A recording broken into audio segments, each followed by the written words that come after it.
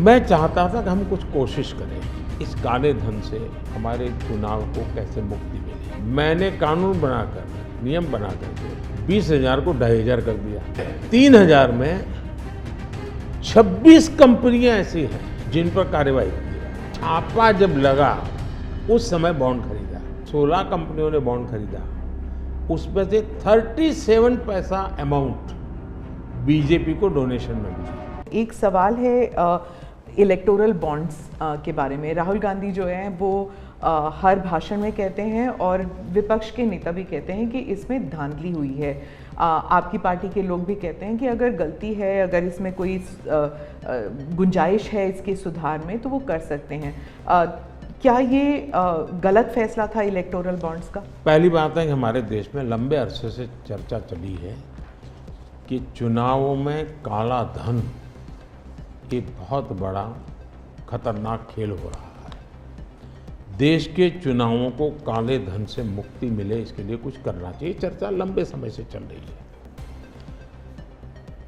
चुनाव में खर्च तो होता ही होता है, कोई इनकार नहीं कर सकता है। मेरी पार्टी भी करती है, सब पार्टियां करती है, कैंडिडेट भी करते हैं,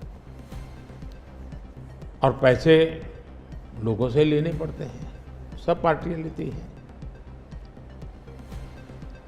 मैं चाहता था कि हम कुछ कोशिश करें कि इस काले धन से हमारे चुनाव को कैसे मुक्ति मिले, ट्रांसपेरेंसी कैसे आए।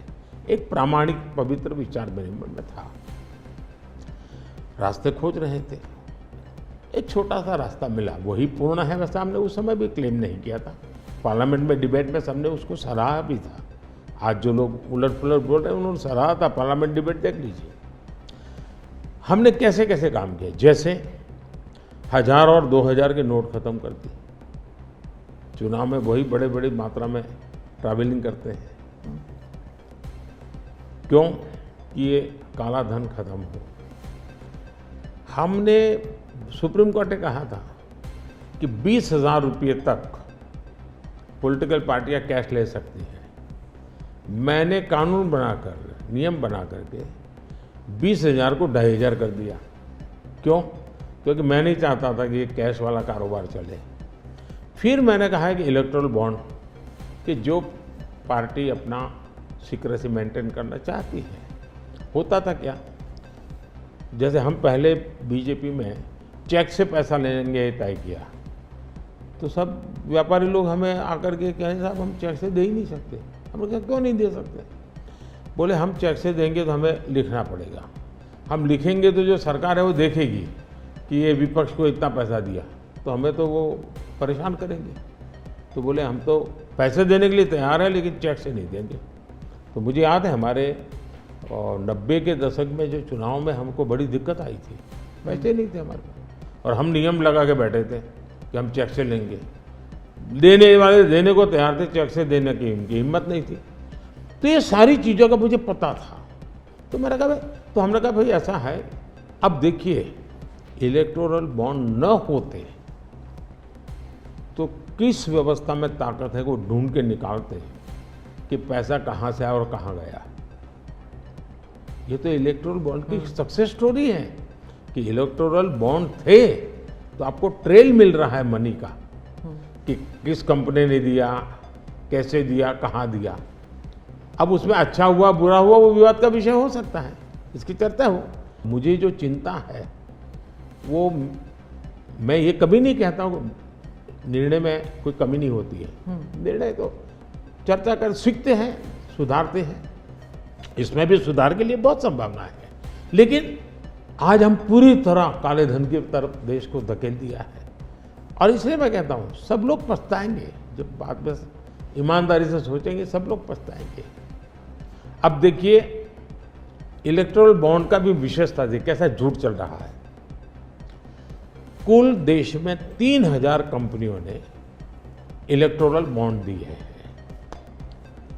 उसमें 3,000 में 26 कंपनियां ऐसी हैं जिन पर कार्रवाई हुई है। ये कहते हैं ना ईडी वीडी टिकना फला, 3,000 डोनर है, उसमें सिर्फ 26, और उनमें से 16 कंपनियां ऐसी थी, छापा जब लगा उस समय बॉन्ड खरीदा। कोई जोड़ सकता है इसको। अगर बॉन्ड खरीदा, लोग ये जोड़ रहे हैं, उसकी विशेषता ये है कि ये जो 16 कंपनियों ने बॉन्ड खरीदा, उसमें से 37 पैसा अमाउंट बीजेपी को डोनेशन में मिली।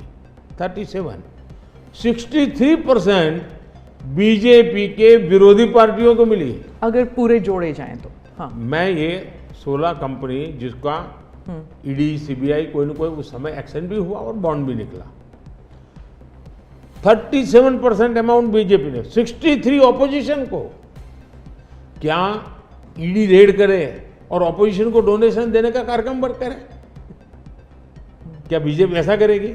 इसका मतलब कि 63% पैसा विपक्ष के पास जाए और आप आरोप हम पर लगाए, लेकिन उनको गोलमोल बोलना है और भाग जाना है। सब्सक्राइब करें साम टीवी, क्योंकि हम आ गए हैं अब आपके बीच, दिखाएंगे सत्ता के वादों और अपराधियों के एक एक कारनामे की हकीकत।